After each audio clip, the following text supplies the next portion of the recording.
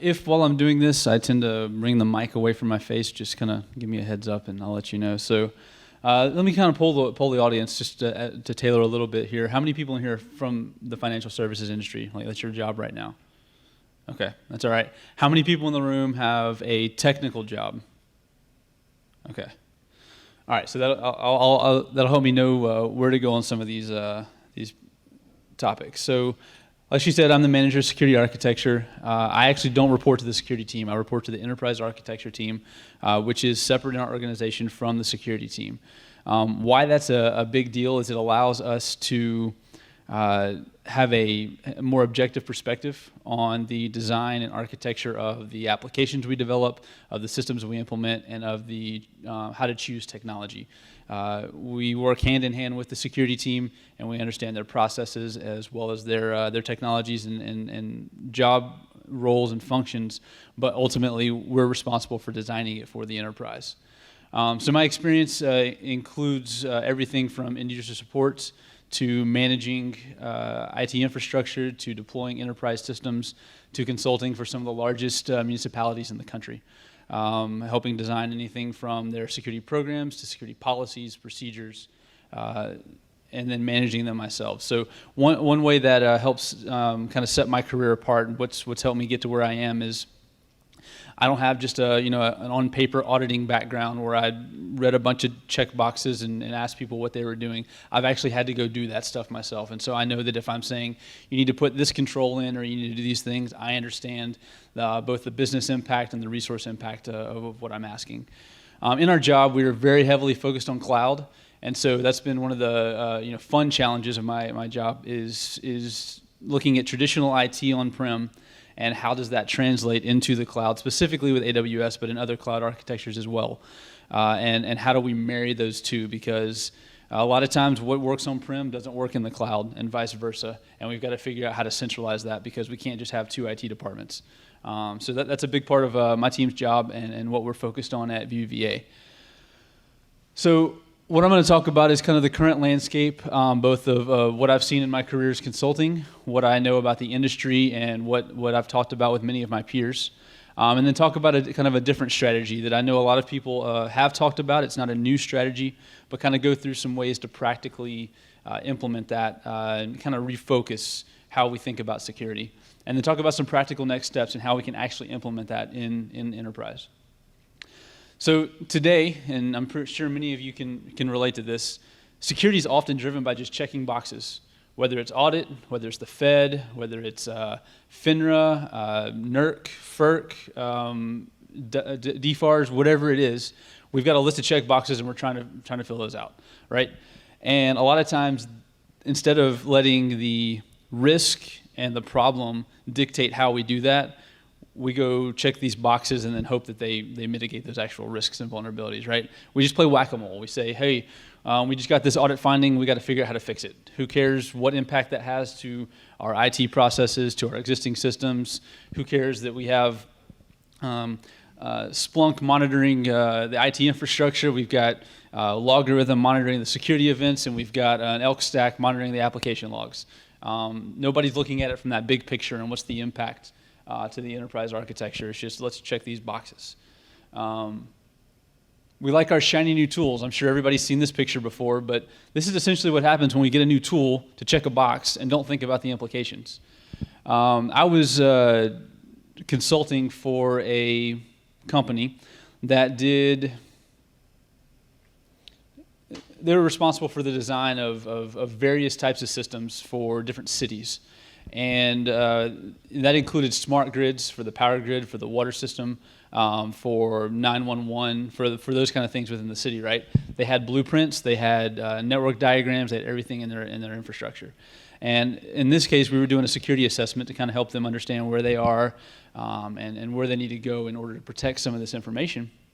And as we're gathering information, we realized they actually have an office in Hong Kong. And so we started asking a few more questions about that, and the executive's like, but it doesn't matter. We have a firewall, and they're connected through a VPN, so we're protected. We're putting tools in to check a box and not actually considering the threat, right? Nobody's ever seen situations like that. It's fairly common. It was a regular occurrence as I did assessments, but that's a good example of this right here. You put a firewall in and say, hey, we're good, we've got a firewall in, but you don't have default deny. You let everything through, right? It doesn't actually do what you're thinking it does. And a lot of times that's a disconnect between understanding the technology and business understanding the technology. And so that's actually a huge role of my team in Compass, is being able to deeply understand the technical aspects of a tool or a process or an application and be able to translate that into business speak so that they understand what the real risks are and what the real implications of doing something within the enterprise is. We're primarily reactive, right? Most of the time, this is due to resources. It's not due to the fact that we don't want to think ahead. A lot of us are actually thinking ahead all the time. We just don't have time to act on it because we're trying to keep up with what's happening today. I saw this time and time again going to different organizations across all the industries, that we just collect logs to collect logs. Half the time, we don't know what we're collecting. We don't know if we're collecting everything we need to.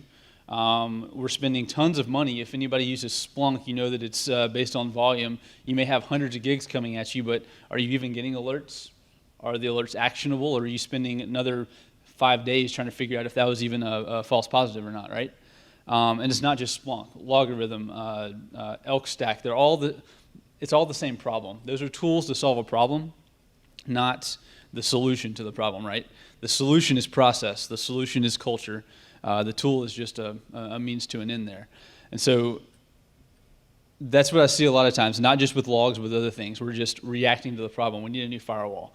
We need to put in NAC. We need to put this agent or the 8th agent on our endpoints so we can protect this other thing. We need the user behavior analytics. What are some of the other keywords? Machine learning. We need all these things to stop a problem. Well, what's that problem?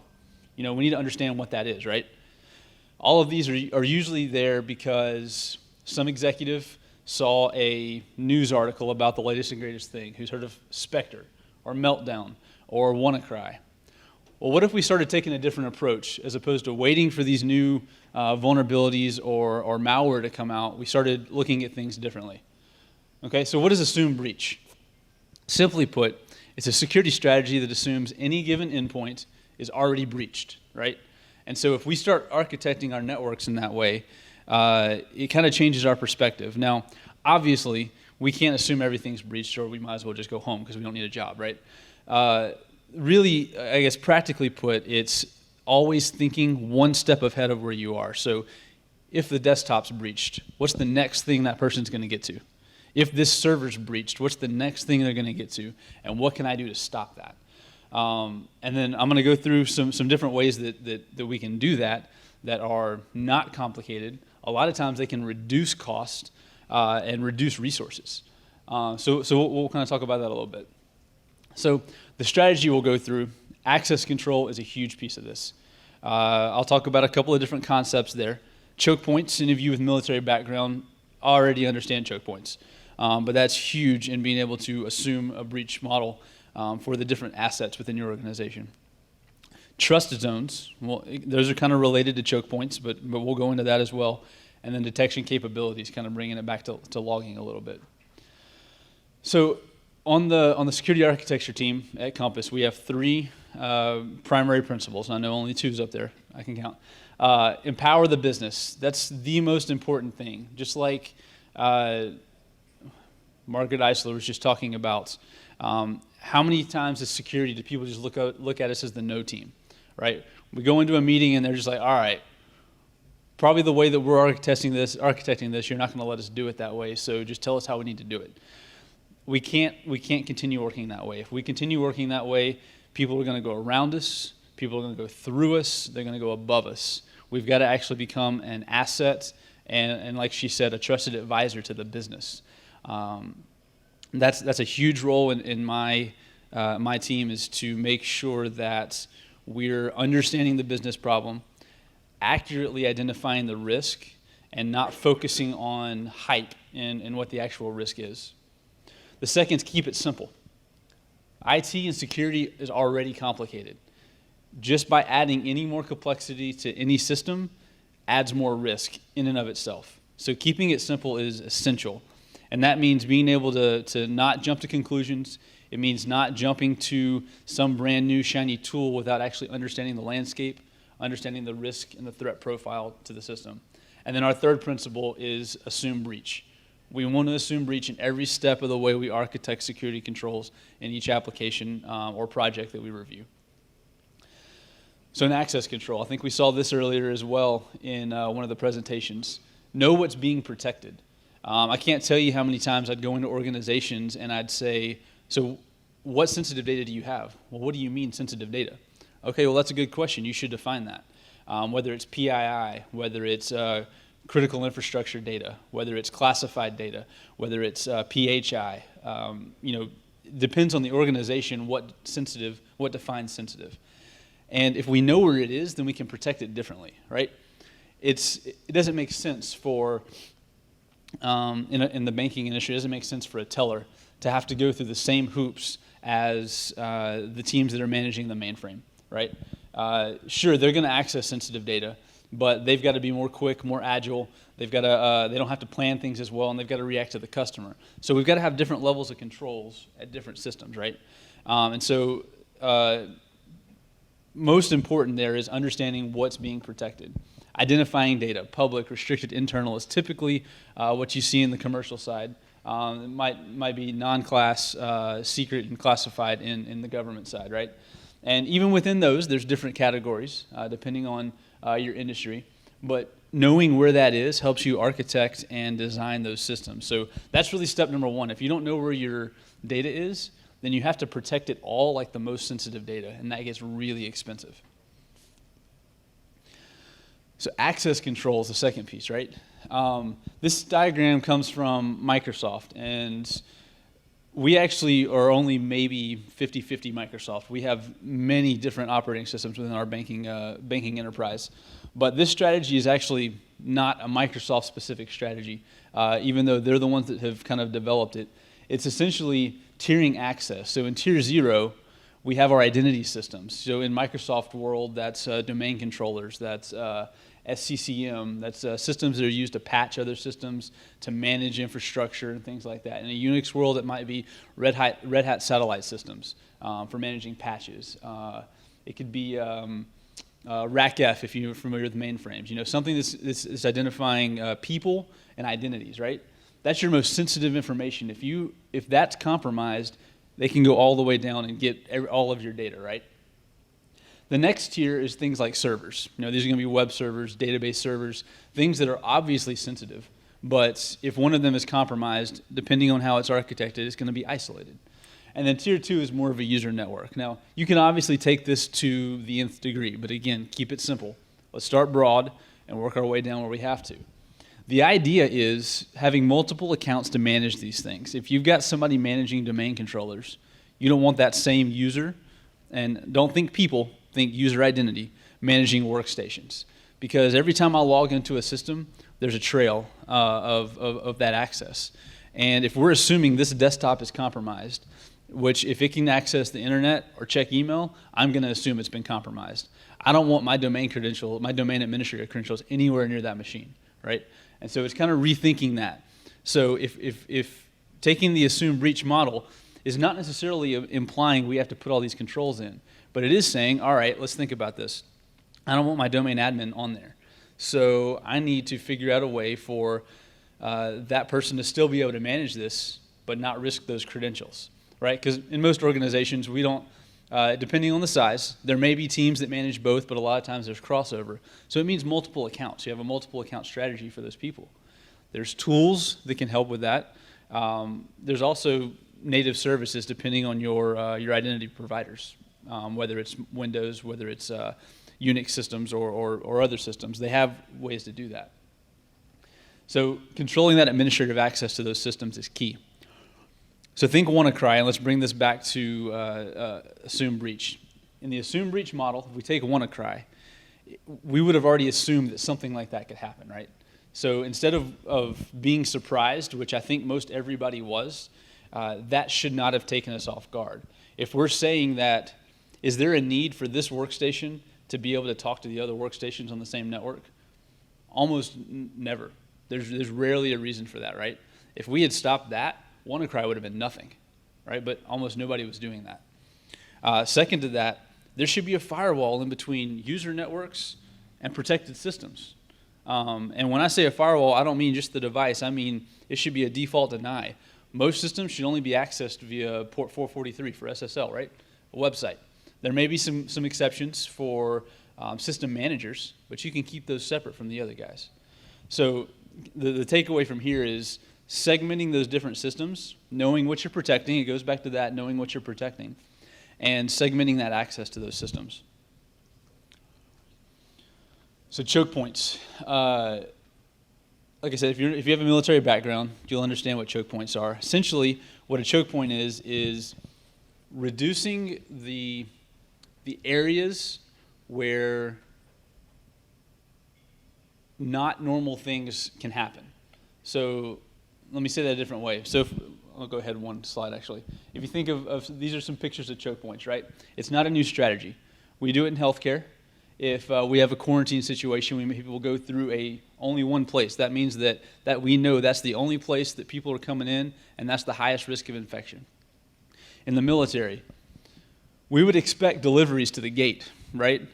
But we know that if we've got a truck coming from the other side where there's no gate, we can assume that we need to open fire because that's not supposed to happen. But we've got to take some other precautions at the gate. So we know where normal behavior is at the gate. If it's happening anywhere else, then it's not supposed to be happening, right? So that's a military strategy. It's a healthcare strategy. It should be an IT and a security strategy. So what do I mean by that? Well, let's go back to the example of workstations talking to each other, right? If in my network, all of my workstations can talk to each other, then my logs are going to be flooded with network logon events, right? People maybe doing RDP, you've got administrators accessing different servers, you got the help desk doing things, all on that network. Those logs are going to be meaningless because I'm going to have to spend so much money collecting them and going through them, right? But, if we know that that's not supposed to happen and we're preventing it at the client level, then we know that if we do see a log from it, it's immediately actionable, right? So as opposed to collecting the logs looking for something that may be actionable, we know for a fact that if we see that one, which in most organizations would just be so common that it would mean nothing, that we have to take action.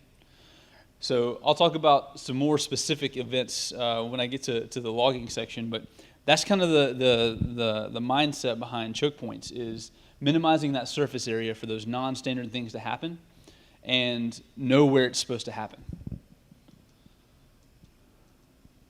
So then trust zones, this kind of brings those two things together. We talked about the different, knowing where your data is and knowing what it is.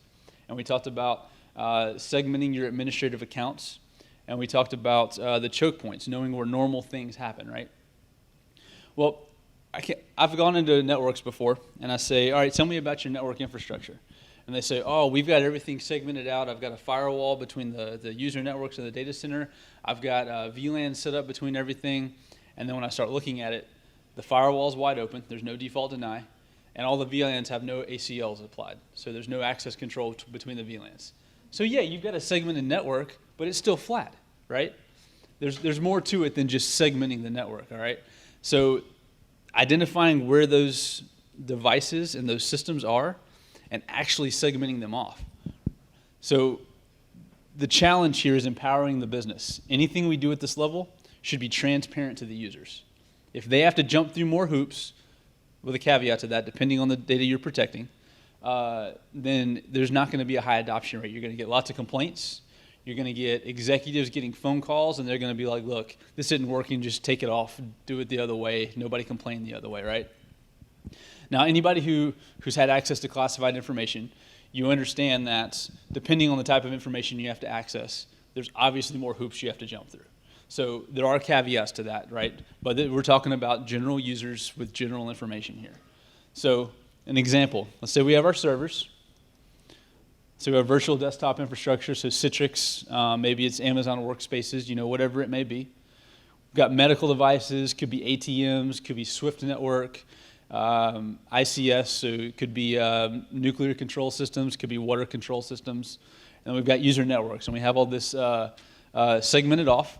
We've got our really sensitive data segmented off from servers, so electronic medical records, mainframe for financial institutions. And let's say WannaCry hits. If I'm on a flat network, it's going to be pretty devastating, obviously, if WannaCry hits, but it's also going to be pretty devastating if I just have to shut the network down in order to stop the attack. So when WannaCry hit, I was actually working at a regional healthcare system as a security architect there.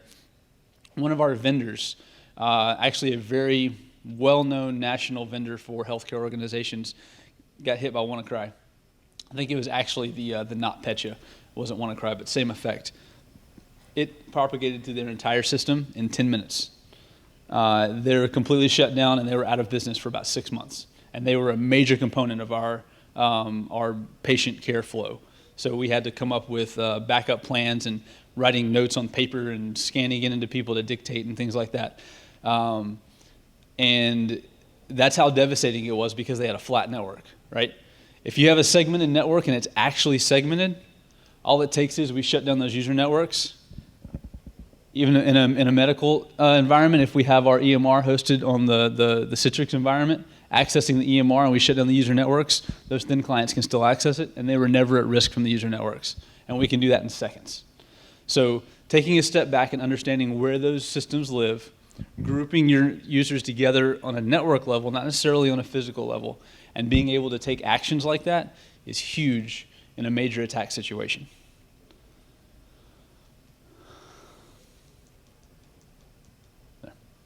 So let's kind of switch gears. We've talked about some of the preventative strategies.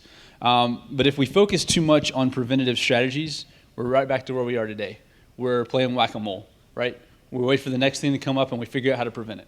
We're not going to prevent everything. That's why we're assuming it's breached. So what we've got to do is be able to detect those things, right? So like I said before, the general landscape today is that we gather all the data and then see what we can do with it.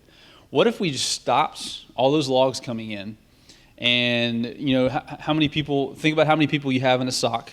It could be nobody. It could be 20 people, depending on the size of your organization. And how much time are they spending just trying to figure out if an alert's a false positive?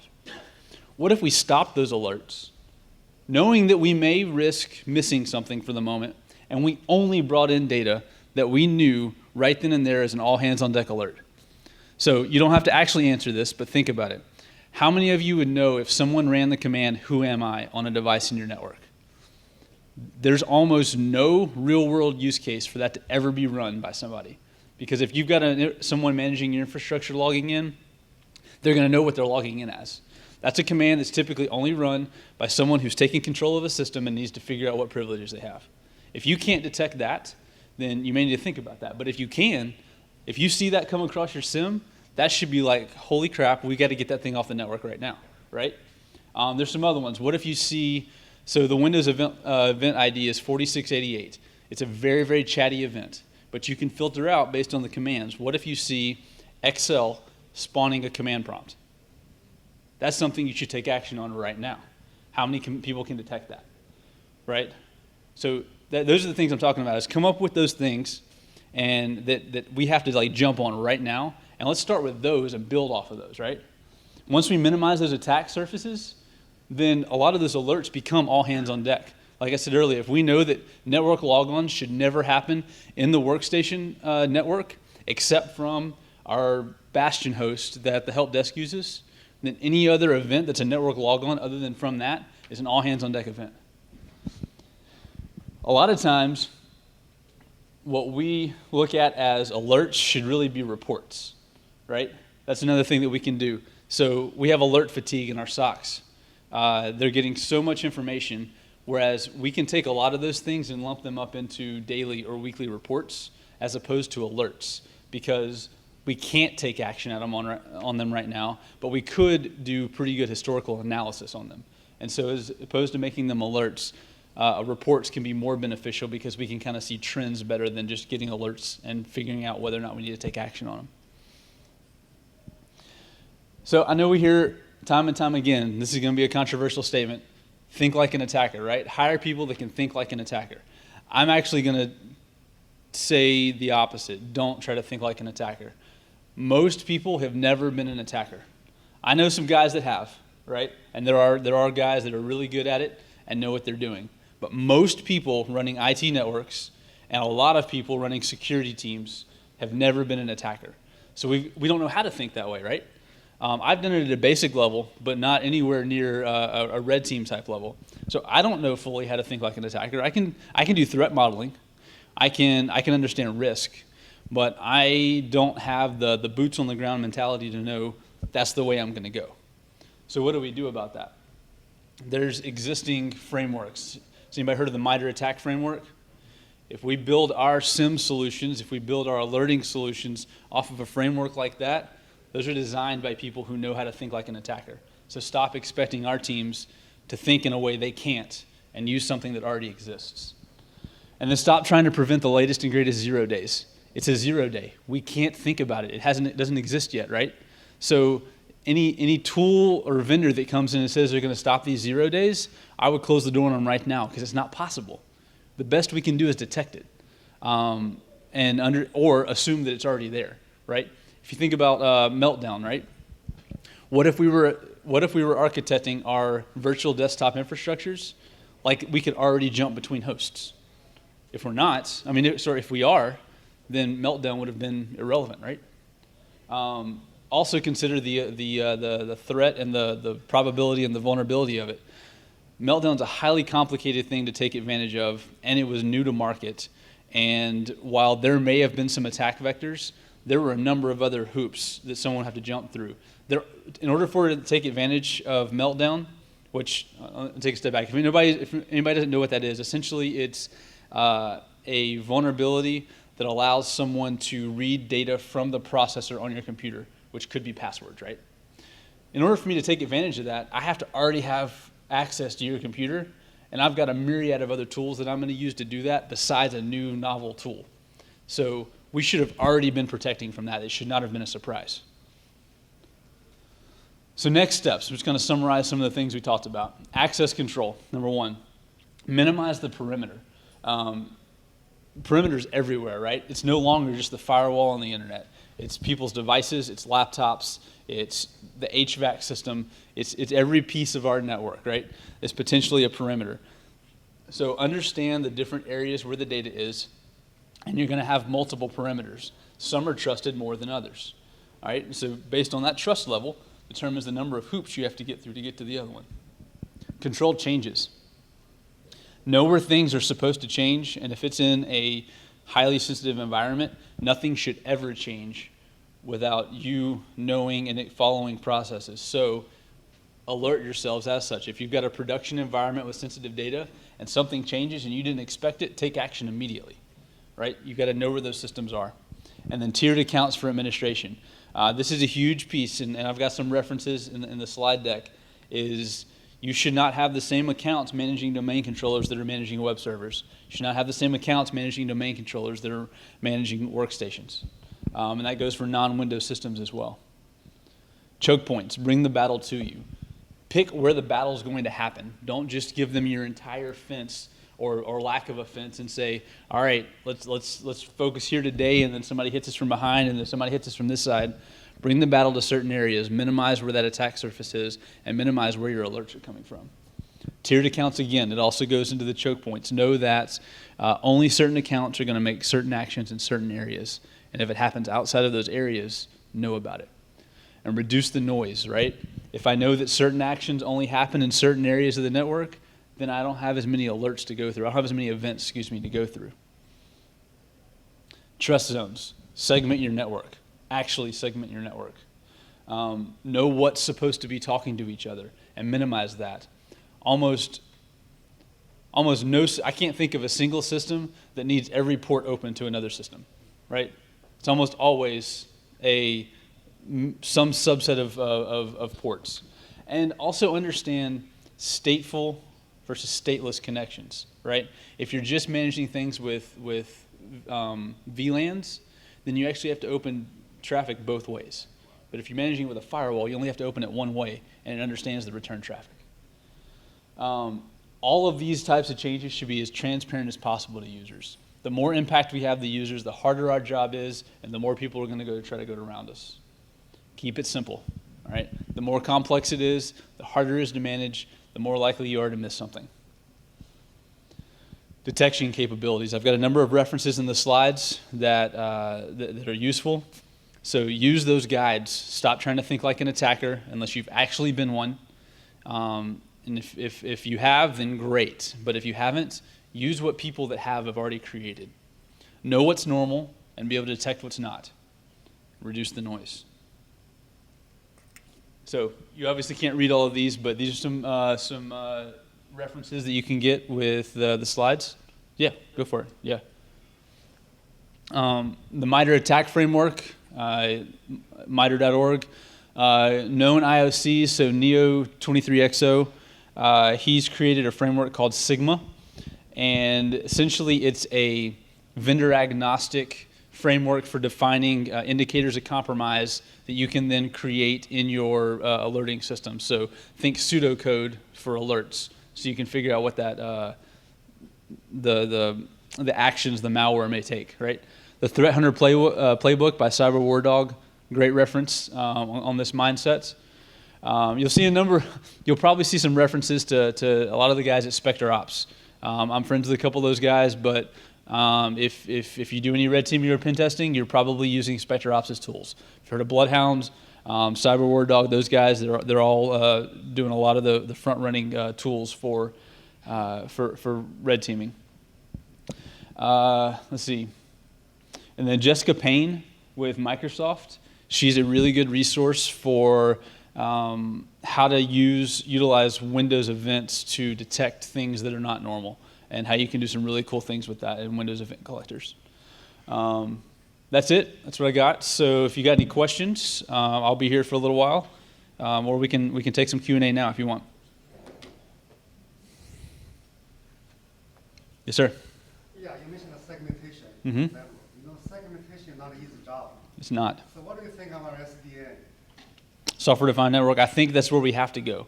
So regardless of how you do it, the first step is knowing where your data is. So whether it's using VLANs, whether it's using firewalls, or whether it's using software-defined networks, like Cisco ICE is a tool that can do that, the result is the same. The challenge is really knowing where your data is. People are talking about right now they are moving from the data center to cloud, or in the middle the SDN over there. Mm-hmm. So what is the best way? What do you think? Is that they going to SDN is better for now, or they just move everything to cloud? Well, I don't think everything can move to cloud. I think a lot of things can. The problem is a lot of it's going to be painful. But even if it goes to cloud, it's just going to perpetuate the same on-prem problem. Right? You've still got networks, you've still got IP addresses, you've still got segmentation problems. So from on-prem network, I think the biggest key is to focus on broad areas. So I've seen it done on both sides. I've seen people have the completely flat network. They went off the wrong end of that spectrum, right? I've also seen people have thousands of VLANs managed in switches with ACLs on every single one of them and tens of thousands of lines of code in the firewalls. Also an administrative nightmare. Somewhere in between is where you've got to be, and it depends on the situation. So if you've got a hypercritical or hypersensitive application or data, it may require higher administrative overhead than other things. So it may be administratively prohibitive to define different policies for every group or every line of business in the organization, but you could say there's the user network, and then depending on the use case, you can scale that down. Now we'll add to cloud, because cloud's a very large part of my job right now. There's a number of different ways to do that, whether it's Azure, whether it's Google, whether it's AWS. The use cases are different. I'm heavily focused in AWS right now, and we're taking an approach that we're separating work by workload and or by line of business, depending on the size of the workload. And then we're actually creating a dev, a QA, and a prod account that may contain multiple environments within each, so that you actually have to have separate credentials to get into these. And then our ultimate goal is, in dev, we'll give the developers freedom to do what they need to do with using Amazon Service Catalog. and giving them kind of a menu of things, but the freedom to do what they need to do around guardrails. And the CI/CD pipeline completely manages our QA and production environments, so we don't actually have people in those environments. That way, if things change, only say Bitbucket should be the only origination for pushing any of those changes out. If it comes from anywhere else, it's a all hands on deck situation. So I think it depends on where you're looking at. I think the key is to stay somewhere in the middle, figure out what makes sense for the use case, and don't let the technology dictate the solution. Between those two bounds of totally flat, two-segmented, is the middle somewhere like, you mentioned Cisco X, like trust sec model, it's just key tags, and I define to that layer? It could be. I actually don't know all of the technical details of what you just mentioned there. I haven't actually implemented Cisco ICE. There are other ways to do it besides Cisco ICE. You can do it inside of VMware. You can do it inside of other virtualization systems as well. So I think my ultimate response there is don't let the technology dictate the solution. Figure out where your data lives and what your use cases are, and then figure out where you can do it with the best risk mitigation strategy with the least user impact, and let that dictate where on the spectrum you fall. Did I answer your question? Yeah. Okay. Anybody else? All right.